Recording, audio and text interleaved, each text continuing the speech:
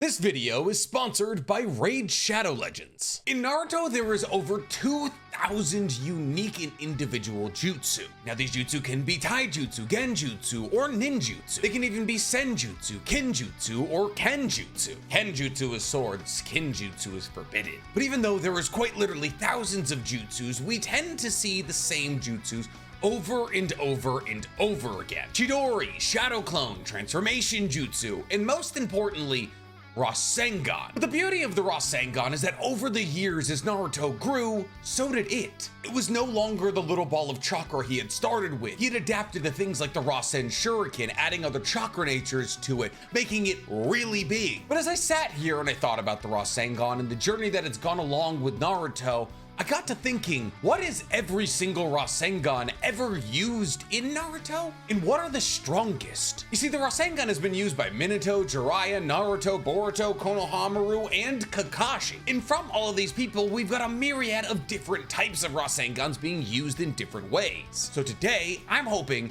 to rank and explain every single Rasengan in Naruto. But before we get into ranking or explaining all these Rasengan, I do want to set up a couple of rules. One, I'm only going to be talking about canon Rasengan. Basically, in every single Naruto movie, Naruto pulls off some new and weird version of the Rasengan that's not really scalable or explainable. There's a Crescent Moon Rasengan, the Galel Rasengan, the Naruto and Shion combined massive Rasengan. And all of these Rasengan basically operate like every other Rasengan in the history of Rasengans, but they look different and therefore it's kind of hard to explain them or scale them. On top of that, today we are not going to be talking about the Rasen Shuriken because there is 9 versions of the Rasen Shuriken, so we'll just do an entire video for the Rasen Shuriken. But don't worry, even without talking about the Rasen Shuriken and only talking about canon Rasengan, we still have a lot of Rasengan to talk about. But before we get to talking about any of that, guys, please, for me, like this video, subscribe to the page, and hit that noti bell. And if you love me ranking and explaining things, then boy, oh boy, are you gonna love my other YouTube channel, The Weeb Commander, where I rank and explain anything from animes that aren't Naruto. We recently ranked and explained every single devil in Black Clover. It's a great watch. Go watch it. But before we get into all that, guys, today I want to talk about our favorite reoccurring sponsor to the page, Raid Shadow Legends. Raid Shadow Legends is what happens when you cross a blockbuster movie with a AAA game and shove it into a mobile phone. Raid Shadow Legends, for as long as it has been around, has been revolutionizing what it means to mobile games. But you've probably heard 100 people talk about Raid Shadow Legends, but how many of them have specifically told you what they love about the game? So today I want to tell you what I love about Raid, specifically my favorite aspects of Raid. See, what I genuinely believe makes Raid unique is the 600 champions and almost limitless amount of ways you can raid your way. But to acquire some of these 600 champions, you have to summon them. And to me, summoning these heroes feels like a trading card game. I go to the tavern with my shards hoping for a hero that completely rearranges or revolutionizes how I play the game. And I usually get that because of the different ways that different heroes fit into different aspects of Raid. But another thing I love about Raid is the community. Like when I was first starting Raid, how welcoming other players were and how willing they were to give me tips. Tips like if I wanted the best weekly rewards, that I should join a clan and fight the clan boss, or that the fastest way to level up my champions is to farm the campaign, and that you can get a lot more than just XP farming the campaign. You can also get silver and even the occasional artifact. But if you guys don't want to take my word for it, there's some huge news coming out of Raid right now. Like this month, we got a brand new dungeon and the introduction of Artifact Ascension. In this new dungeon, the Sand Devil's Necropolis, you can receive oil that allows you to ascend your artifacts to an even higher level of play. On top of that, there's new champions being added, even some new holiday champions. And on top of all of that, Raid is releasing a new champion based off Ronda Rousey. Yes, the former MMA legend and current pro wrestling superstar, Ronda Rousey. And any player of Raid, new or old, can receive this champion simply by logging on and playing Raid 7 days between now and February 20th. And to celebrate Ronda's arrival in Raid, you can use the new promo code RAIDRONDA to receive a huge load of helpful stuff, like a 3-day 100% XP boost, 500k silver, and 5 energy refills. Just enter the promo code RAIDRONDA and all those goodies can be yours. On top of that, if you're an Amazon Prime member right now, you also have exclusive benefits to you in Raid currently. And if If all of that isn't enough for you guys, you can scan the QR code on my screen right now or use the link in my pinned comment or description and you'll get even more bonuses worth $30. We're talking a free epic champion, Rector Droth, 200k silver, 1 energy refill, 1 XP boost, and 1 ancient shard so you can summon heroes as soon as you get in the game. All this treasure will be waiting for you here. Once you're in game, you can find me with the name NZHammer23. Let's get to raiding our way. So the Rasengan, a technique used over 1,000 times over the duration of Naruto by anybody named Naruto or anybody closely related to Naruto. An A-rank jutsu, a spinning ball of chakra held in the hand of a shinobi, only ever used by less than 10 shinobi ever. Created by Minato and then passed down to Jiraiya and Kakashi and Naruto and Boruto, this technique for decades remained exactly as it was. A spiraling ball of chakra, never to be changed or have anything added to it. But that's not for lack of trying. Minato, after creating the Rasengan, tried to add multiple chakra natures to it, though unfortunately every single time he tried, he was unable to. The same could be said for Kakashi, who attempted to add lightning release to his Rasengan, but upon adding lightning release, collapsed the Rasengan and created Chidori. For decades, it appeared as though the Rasengan, even though it was very strong in its base form, would never be improved upon. That's until Naruto came into the picture. But learning the Rasengan was no simple task for Naruto. The Rasengan is the highest form of shape transformation when it comes to chakra usage. One has to be able to output, swirl, and contain a massive amount of chakra in the palm of their hand. I mean, the fact that the Rasengan was created in the image of a tailed beast bomb that Minato had seen should give us a clue as to how strong this Rasengan truly was, even being touted as stronger than the Chidori by both Jiraiya and Sasuke. So if this technique was already so powerful that it was based off a tailed beast bomb, how did Naruto improve it? Well, let's get into talking about the 17 variations of the Rasengan and how each of them was an improvement from the last. Obviously, though, coming in at number 17 would just be the standard old Rasengan. The Rasengan in base form is still devastatingly powerful, able to destroy sections of forest at once, or completely ravage the bodies of hardened and very strong ninja like Kabuto. Rasengan, when put in the right hands, has shown over and over again that it is a deadly weapon, even in its weakest form. I mean, a well-paced Rasengan was able to defeat Obito in battle. But just because something starts strong doesn't mean that there isn't room for improvement. And the first ever real improvement we saw to the Rasengan was the Vermilion Spiraling Sphere, also known as the Vermilion Rasengan, also known as the Demon Fox Rasengan. This version of the Rasengan was shown to us in the later days of OG Naruto. Essentially, when Naruto entered his version 1 Jinchuriki cloak, he was able to make a Rasengan without the assistance of a shadow cloak, as the chakra that was surrounding him acted as a barrier for Naruto to make his Rasengan with. On top of the fact that Naruto didn't need a shadow clone to create a Rasengan in this form, there was obviously the added benefit of Kurama's chakra seeping its way into this Rasengan, which not only made the Rasengan darker in color, but substantially more powerful. Powerful enough that it was able to go up against Sasuke's version 2 curse mark Black Chidori. But when it really came down to it, this Rasengan was just a slightly stronger version of the Rasengan that helped Naruto create a Rasengan without the shadow clone. And therefore, its place on this list is kind of an honorary mention, because when we talk about a lot of the Rasengans on this list, the fact that Kurama's chakra is in them is kind of inherent. Any Rasengan made after Naruto and Kurama became buddies is gonna have Kurama's chakra in it inherent. So when you compare the Vermilion Rasengan to a regular Rasengan that Naruto would use after becoming buddies with Kurama, it's pretty much exactly the same thing, which is why it's so low on the list. The next real upgrade we saw to Naruto's Rasengan was more Rasengans. What do I mean by this? Well, for a long time, Naruto had to use a shadow clone to create a Rasengan. However, as time progressed, Naruto realized he could put a shadow clone on both sides of him and make 2 Rasengan. Or, as even more time went on, Naruto didn't need shadow clones or Kurama's arms to make Rasengan, and he could just make Rasengan. With the advent of either of these strategies, Naruto unlocked the ability to use more than one Rasengan at a time. The weakest version of this we saw is Spiraling Spheres, where Naruto attacks somebody with a Rasengan in each hand. And since that's technically double the Rasengan, it's stronger than a regular Rasengan. But wait! There's more! Naruto, after he was able to accomplish Jin Cloak version 1, was able to use Kurama's arms to create and maintain Rasengan. And since Kurama was capable of making 9 arms, Naruto now had a lot more options for creating and maintaining Rasengan, which is where we got Spiraling Strife Spheres. Say that 5 times fast. A Jin Cloak version 1 technique where Naruto creates 6 Rasengan above his back that are held by Kurama's arms. And 6 is greater than 2. Yes, obviously Naruto is in Jin Cloak version 1 here, but we're talking about the Rasengan itself, not how strong Naruto is while delivering it. But wait, there's more! There is also ultra many spiral serial spheres? Ultra many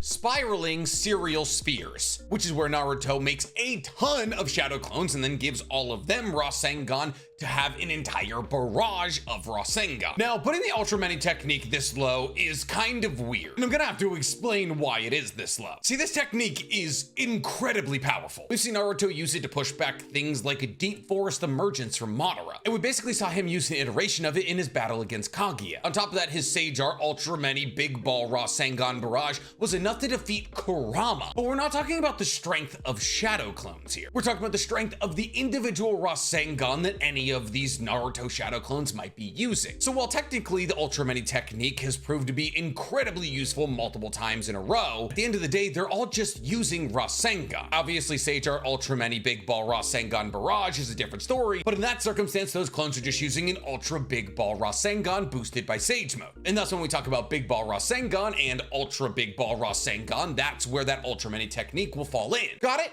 Good. Now that we just explained one of Naruto's strangest techniques, you know what's gonna make people really happy? Putting one of Boruto's techniques over it. But you just heard me explain why it's this low, so it'll all make sense in a second. Coming in at number 12, we have the vanishing Rasengan. This Rasengan is a specialty of Boruto. Essentially, Boruto, while learning the Rasengan, realized that his Rasengan was rather small. This is because Boruto doesn't have nearly the chakra reserves as Naruto. However, since Boruto's Rasengan was so small, it appeared to be throwable, to which Boruto would do, but the problem with his Rasengan is that after being thrown, it would disappear. And while a lot of people thought this was the chakra of the Rasengan dissipating before it came into contact with its target, in reality, what was happening is that Boruto was accidentally mixing his lightning release with a Rasengan. And upon throwing this Rasengan, the lightning release would mix with it and make it invisible. The fact that Boruto was doing something accidentally that Minato couldn't even do intentionally is insane to begin with, but also the premise of this Rasengan is also rather intimidating. See, Boruto, by incidentally combining his lightning release with a Rasengan,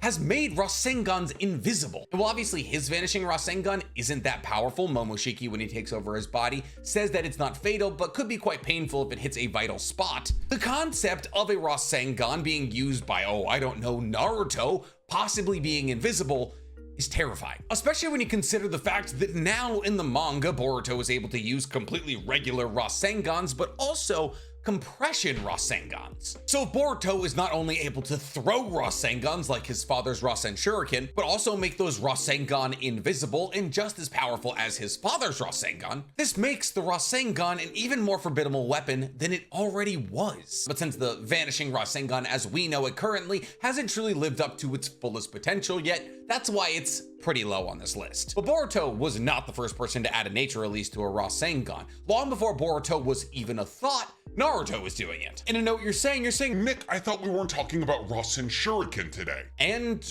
we're not. What we're gonna talk about right now is not one of only the biggest misconceptions in the Naruto community, but maybe the anime community as a whole. Right now, we're gonna talk about the wind release Rasengan, not the Rasen Shuriken, the wind release Rasengan. See, Naruto realized as he was coming into combat with more and more powerful enemies by the day, that his technique of the Rasengan only being able to connect with an enemy if it's connected to his palm was a bit of a problem. Naruto was fighting people that were faster than him, and he had no mid to long range options. And thus, Naruto needed to make a mid to long range option. Upon learning that after Minato had created the Rasengan, he spent the rest of his life trying to add nature transformations to it, Naruto decided to add his wind release. However, Naruto had a hard time with this because creating a Rasengan on its own is hard enough. But Naruto figured out by using a secondary shadow clone to add his wind release to the Rasengan, he could create a wind release Rasengan. And this wind release Rasengan was throwable. Now, obviously nowadays, Naruto doesn't need to use shadow clones to add wind release to his Rasengan. But what we're talking about right now is not a Rasen Shuriken. See, a Rasen Shuriken is taking a wind release Rasengan one step further. You see, a wind release Rasengan is only adding wind release to a Rasengan. But by adding wind release and then using shape transformation on the wind release added to the Rasengan to create a Shuriken, you get a Rasen Shuriken. Now, the difference between a wind-released Rasengan and a Rasen Shuriken is that a Rasen Shuriken slices, while a wind-released Rasengan is simply a throwable Rasengan. So it's a Rasengan, but with range, which is an obvious improvement over the Rasengan, since the Rasengan requires you to make physical contact with somebody, but it's not nearly as powerful as the Rasen Shuriken. After that, we're dipping our toe back into Boruto and talking about Rasengan unison. See, a lot of the Rasengans we're going to be talking about today are variations of two people coming together to work together on one Rasengan. This is the weakest form of that. See, the Rasengan unison is a combination attack from Kawaki and Boruto using the power of their Kama seals. And while considering the fact that Kawaki and Boruto will most likely be the most powerful people in the Naruto universe at one point or another, this technique is anything but that. This technique is used by Boruto creating a Rasengan powered up by his Kama seal. And as Boruto closes in with this Rasengan, Kawaki also comes in with his Kama seal to boost the power of it. This technique was used against Boro, and while it did knock Boro out of sorts, it didn't kill him. And knocking Boro out is no small deal. He's arguably the second weakest member of Kara, but Kara are still incredibly strong. But it pales in comparison to a lot of the other Rasengan on this list. It even pales in comparison to another Rasengan used by Boruto. See, while obviously the Rasengan unison is cool and big, it operates a bit like a big ball Rasengan, Boruto having the ability to make a Rasengan vanish isn't the only weird take he's had on a Rasengan. See, Boruto, outside of adding lightning nature to his Rasengan to make it invisible, has also found a way to compress a Rasengan. Now, while a Rasengan usually operates as a shotgun spray of sorts, exploding the second it comes into contact with a target and blowing them away, a compression Rasengan, which is achieved by Boruto creating a Rasengan in his hand and pushing it down with his other hand until it becomes tiny, operates a bit more like an armor-piercing round, meant to penetrate incredibly tough defenses, like Deepa's carbon armor, which essentially gave Deepa diamond hardness level skin. As a regular Rasengan wasn't able to penetrate this level of armor, Boruto compressed his Rasengan to be able to punch through those defenses. And while even this compression Rasengan wasn't strong enough to punch through Deepa's defenses, the super compression Rasengan, which was made by Boruto creating a compression Rasengan and combining it with Mitsuki's Senjutsu Chakra and Sarada's brute strength, was able to punch through what was deemed as nigh impenetrable armor in Deepa's carbon armor. However, the act of compressing a Rasengan results in a huge amount of recoil on the user of the compression Rasengan. So even though this Rasengan has a serious amount of armor-piercing potential, it also can result in destroying the user's hand. But they said the same thing about the Rasen Shuriken, and well, nothing really ever happened there. But we're actually going to keep it with Boruto here and talk about another extension of the compression Rasengan, Spiraling Bullet. See, Boruto has now figured out how to make a Rasengan with 2 fingers. Well, it's more Momoshiki has figured out how to do it. This is an ultra small condensed Rasengan that Boroshiki is able to point at people and fire like a gun. As it is a compressed Rasengan, it also has the penetrative power of a compressed Rasengan, but now it can be fired at high velocities. This is an incredibly versatile weapon for the mid to long range fight, essentially making Boruto's arm into an armor-piercing sniper. Not to mention, since this is Boruto we're talking about here, hypothetically lightning release could be added to it to make it invisible. And while you could argue that this technique is very similar to something like a water bullet or a sand bullet, the fact that it's a Rasengan and a penetrative Rasengan puts it significantly above any of those techniques, because those techniques explode upon contact, while a condensed Rasengan penetrates and then explodes. In essence, it operates a bit like a hollow point, if somehow a hollow point was also an armor-piercing round. But enough about Boruto, let's get back to Naruto. With number 7, we're talking about Planetary Rasengan. And while obviously I think we all wanted this Rasengan to just be a Rasengan the size of a planet, it's unfortunately not that. See, the Planetary Rasengan got its name because of its weird shape. Essentially, it's planetary because Naruto creates a big ball Rasengan and then surrounds it with multiple regular-sized Rasengan. And these regular-sized Rasengan revolve around the big ball Rasengan like moons around a planet. Now, genuinely, when it comes down to it, this is the height of shape transformation in Naruto. Not only does Naruto have to create a big ball Rasengan, he then has to create 3 to 4 other Rasengan that revolve around that big ball Rasengan like a planet. To even imagine how one would do and maintain this is insane. But why go through the extra process of making this incredibly complicated jutsu? Well, it's because what happens after this planet comes into contact with somebody else. Because of the turbulent natures of multiple Rasengans being very close to each other, when these Rasengan begin to to explode upon contact, they crash into each other. And as they crash into each other, they create a wind vortex tunnel. Essentially, they create a series of explosions that creates a massive wind vortex tunnel that basically destroys anybody hit by this planetary Rasengan. To simplify it even further is that not only are you being hit by a Rasengan, multiple Rasengan to be specific, after being hit by this Rasengan, you're sucked into a wind vortex that slams you into the ground at a high velocity. Naruto used this technique against Edo Tensei's Mu, and it basically destroyed Mu's body so badly that it took him a while to regenerate. The reason that's significant is because anytime an Edo Tensei body is destroyed by anything, usually it regenerates immediately. However, since Mu's body took so long to regenerate, it showed how powerful this technique was. Now, putting Planetary Rasengan at that spot is kind of weird, because number 6 on our list is the Big Ball Rasengan, and technically the Planetary Rasengan is just a derivative of the Big Ball Rasengan, but I feel confident with my placements here. That's mostly because the Big Ball Rasengan is more powerful than the Planetary Rasengan, strictly because of the versatility it gives you. There's 4 known variations of the Big Ball Rasengan. 2 of them we've already talked about, the Planetary Rasengan and the Ultra Many Big Ball Rasengan Sphere Ramp. You get it. I guess Minato wasn't the only person who made incredibly redundant jutsu names. But there's also 2 other variations of the Big Ball Rasengan. Before we talk about those, I want to talk about what the Big Ball Rasengan is. It's a Rasengan, but big. Cool, that was a fun explanation. Let's talk about the 2 other variants. The lesser known of these 2 other variants is the Spiral Absorption Sphere. Now, this technique is lesser known because it's kind of weird. Essentially, this technique has Naruto in his Jin 1 cloak form create a Big Ball Rasengan on his back using the Kurama Chakra arms. He then maintains that Big Ball Rasengan on his back and uses the Kurama Chakra arms to grab enemies and slam them onto that Rasengan. This in essence gives Naruto a multi-use Big Ball Rasengan because he can just keep grabbing and slamming people onto it. It's called the Absorption Sphere because technically all these enemies are being absorbed into this Rasengan. The more known of these 2 variants is the Ultra Big Ball Rasengan, which is the Big Ball Rasengan, but big. And then there's also, of course,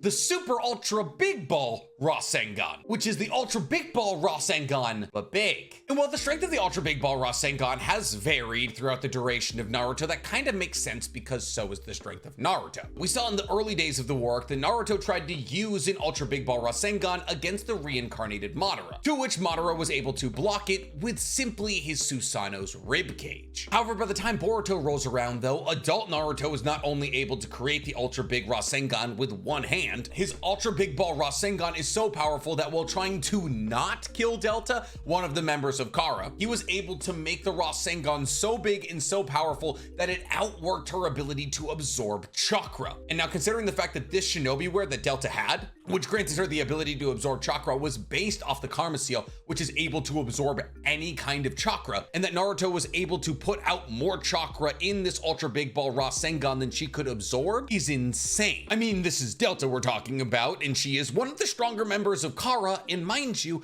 every single member of Kara is dog walking Nagato, Obito, Itachi, and Naruto, while not even necessarily trying, was able to destroy her with his Super Ultra Big Ball Rasengan. But when you consider the fact that this Rasengan was roughly about 100 meters in diameter, that makes sense. But sometimes bigger isn't always better, is at least what my girlfriend tells me to console me. Because coming in at number 5, we don't have a big ball or an ultra big ball or a super ultra mega big ball Rasengan, we have the Tailed Beast Rasengan. What's truly terrifying about this technique is that it never became a complete technique. It was an incomplete technique, half of an idea. See, when Naruto first mastered his Jin Cloak level 1 and began to finally start to work with Kurama collaboratively, he had difficulty creating a Tailed Beast Ball. Naruto had trouble balancing black and white chakra at the 8:2 ratio necessary to create a Tailed Beast Ball. And thus, in order to familiarize himself with the creation of a Tailed Beast Ball on a larger scale, Killer Bee told him to visualize the Tailed Beast Ball as a Rasengan and create it as such. And then Killer Bee would watch Naruto as he created this Tailed Beast Rasengan, and Killer Bee was supposed to tell Naruto when the ratio was correct so Naruto could remember what that ratio felt like. Now, technically, we never got to see this Rasengan in combat, because Killer Bee said it was almost perfected and it would be best to learn how to best perfect this technique in combat. However, during the war arc, Naruto finally achieved Kurama's full cooperation and thus was able to create Tailed Beast Balls. And after figuring out how to make Tailed Beast Balls, Naruto then learned how to make Super mini-tailed beast balls. Now this technically isn't a Rasengan, the super mini-tailed beast ball. Even though it's created just like a Rasengan, it's not. But just like with a Rasengan, Naruto can increase the range of this super mini-tailed beast ball by extending his Kurama Chakra arms with this tailed beast ball to hit somebody far away. But since the tailed beast Rasengan and the super mini-tailed beast ball are essentially the exact same thing, assuming that the same power output, it's not crazy. And we saw Naruto use this super mini-tailed beast ball a couple times. The most well-remembered circumstance is when he used this technique against Madara and his Gunbai. Madara with his ancient Uchiha weapon was able to deflect the power of the super mini-tailed beast ball. Though even though the majority of the force from this attack was being absorbed by the Gunbai, it devastated the surroundings around Naruto. And upon being reflected back onto Naruto, it blew him and his version 2 Jin Cloak version away. Mind you, this very same version of Naruto, Jin Cloak version 2, was able to deflect 5 tailed beast bombs with his bare hands. Now, mind you, of course, those tailed beast bombs hadn't been exploded yet, so Naruto didn't have to deal with the percussive force of an explosion. But still, to assume that the super mini tailed beast bomb has a similar impact as a regular tailed beast bomb is not insane, especially when considering the fact that Boruto was able to compress a Rasengan. So yeah, kind of crazy to wield the power of almost the tailed beast bomb in your hands. But Nick, how is that number 5, you ask? Great question. Because number 4 is Sage Art Magnet Release Rasengan. Everything we're going to be talking about from here are some of the strongest techniques in the entirety of Naruto. Sage Art Magnet Release Rasengan was only achieved by Naruto after receiving the chakra of Hagoromo. And Sage Art in this circumstance is not referred to being a Toad Sage, it refers to Sage of Six Paths. This Rasengan not only has the powers of Sage of Six Paths chakra, it also has Shukaku's magnet release. Since during the war arc, Naruto was able to absorb the Kekkei Genkai of every single tailed beast. And thus, by combining a Kekkei Genkai with a Rasengan, Naruto achieved Sage Art Magnet Release Rasengan. And while this might just seem like a fancy Rasengan, it's a lot more than that. See, this Rasengan operates like a Rasengan until it comes into contact with you. And now, not only does this Rasengan explode upon contact, the magnet release on this Rasengan leeches onto whoever comes into contact with it. In the circumstance of the war arc, this was one of Madara's Limbo clones. And the magnet release, upon seeching onto the Limbo clone's body, sealed it. It sealed one of Madara's Limbo clones, meaning that it essentially sealed 1/5 of the power of Madara. And considering the fact that Madara's Wood clones, of which there was 25, implying they were each 1/26th as strong as Madara, were all high Kage level and were able to individually fight with the 5 Kage at the time on a one-on-one basis, being able to seal and immobilize one of Madara's Limbo clones, which was after he became a 10-tailed Jinchuriki and infinitely stronger than he was when he was using those Wood clones, is a feat unto itself. But not quite as impressive as a feat as what was accomplished in Naruto the Last. See, I know I said we weren't going to talk about movie Rasengan here, but Naruto the Last is canon. And since we're talking about the last, we have to talk about Gentle Step Twin Spiraling Lions. Nick, that sounds like a gentle fist technique, not a Rasengan. And you're half right, half wrong. This technique is a collaboration technique between Hinata and Naruto, where Naruto combines his Rasengan with Hinata's Twin Lion Fists. Essentially, Naruto and Hinata, while holding hands, I know, so cute, are able to combine the Rasengan with a Twin Lion Fist. And while that alone sounds incredibly powerful, because it is, this technique was also being powered up by the entirety of what was left of Hamura's chakra in the earthly plane, because Hinata received the rest of Hamura's chakra. Not to mention, if you consider the fact that since this was after the war arc, it's a high possibility that Naruto was also using Hagoromo's chakra. This is essentially a punch from Kaguya. And then when you consider the fact that this technique was strong enough to destroy the Tenseigan, an Otsutsuki power-sucking vacuum of a dojutsu that had been fed Byakugan for hundreds of generations, then yeah, you got one of the strongest techniques in the history of Naruto. But it's not as strong as another Rasengan technique that doesn't sound a whole lot like a Rasengan technique. Deep Crimson. Deep Crimson is what happens after Momoshiki unseals an absorbed Rasengan. See, Momoshiki has a Rinnegan in each hand. One Rinnegan absorbs jutsu, while the other releases said absorbed jutsu significantly amped. When Momoshiki was able to absorb a big ball Rasengan from Naruto, he was able to release it in the form of Deep Crimson. This is a Rinnegan amped Rasengan being used by an Otsutsuki. It is terrifyingly powerful. However, it's not as powerful as the Rasengan that defeats it. The number one strongest Rasengan in the history of Naruto is the parent-child Rasengan. Yeah, You heard me right. The parent-child Rasengan is exactly what it sounds like. It is a Rasengan where a parent and a child both put their chakra into a Rasengan and use that Rasengan. We've seen this happen twice in Naruto. One was when Minato and Naruto, both in their Nine Tails full form, combined their chakra